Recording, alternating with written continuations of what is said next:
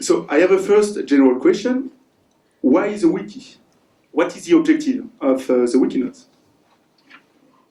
Right, this is for me. I think you actually explained already a little bit what's the advantage of the wiki compared to the rest of Jus Mundi. So Jus Mundi is a perfect tool for research, and I mean, the three of us, we came from Nanterre, and we had also a kind of search engine in international law, which we thought was actually crazy. And this was 2CD, which was done by Patrick Daillet then, and it was actually running on one computer, and there was nothing like internet then. An Apple, old Apple. I remember this.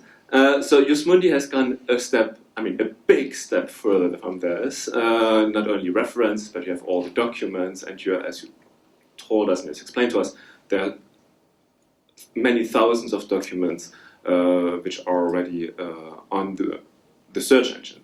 The problem is actually that it becomes actually quite difficult to go through, because if you want to render all this data accessible, I mean, you also need to have a kind of a guide for the researcher to find the relevant data we are actually really looking for. So in order to make it less foggy and to make it more understandable and accessible, we have tried to establish actually a wiki which tries to achieve this objective. We wanted to make one example for this. So, first example you have already done so. If you want to look for one concept, indirect expropriation, you want to know what are the cases which have said something about indirect expropriation. And you can type it in the search engine at the top, which you have already done. And the problem is, you see directly at the beginning, you have more than 200 treaties which mention this thing, and you have more than 600 arbitrary decisions, which also refer in some way or the other to indirect expropriation.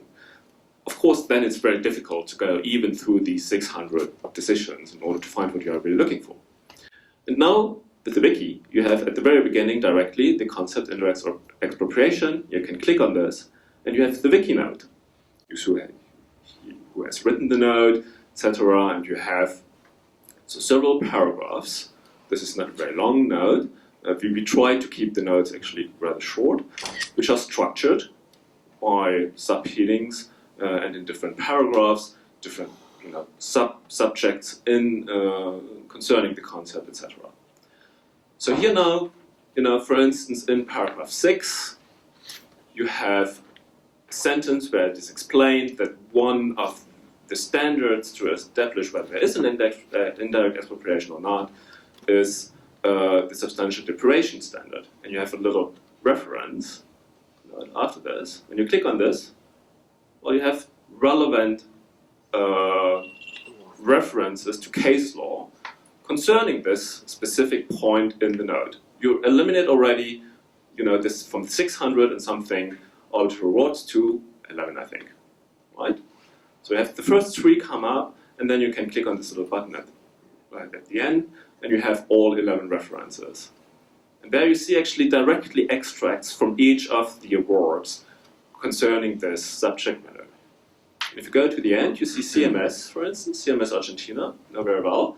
You can actually click on See More, and you have all the paragraphs, 3 paragraphs which are relevant. And then you can choose, well, this paragraph, what was it, 262? This sounds interesting to me. You click on it, comes up, and you have the full paragraph. So interestingly in this, you see also, just to explain to you, you have the award as structured as this in the Jus Mundi format. You can choose actually also other formats at the top, the original PDF. And for this one, you can even choose it in Spanish if you want. You see directly when you click on the paragraph where it is in the structure of the award on the left-hand side.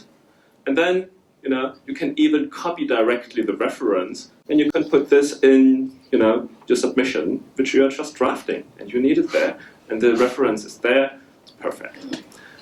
And even more interesting, just on above, you have also a little tool. If you click on this one, you will see all the awards which have been rendered after CMS and which actually refer to this paragraph 262 of the award. Again, you have the list of all the awards with all the different paragraphs which are relevant. So for drafting submissions or for doing research, that's just perfect.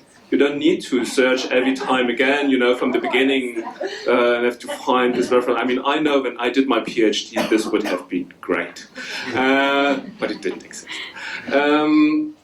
So this is actually the objective of the wiki. You can directly narrow down your research to a very specific on a very specific concept, to a point which you think is relevant. We have also, this is normally the wiki notes homepage presents like this, with a kind of a tree with the concepts, where you can also directly, if you know what you are looking for, and you can directly make a search, for instance, legality of investment, and it comes up and you click on it and you go to the node. So actually the wiki renders the rest of the Jus Mundi project even more accessible.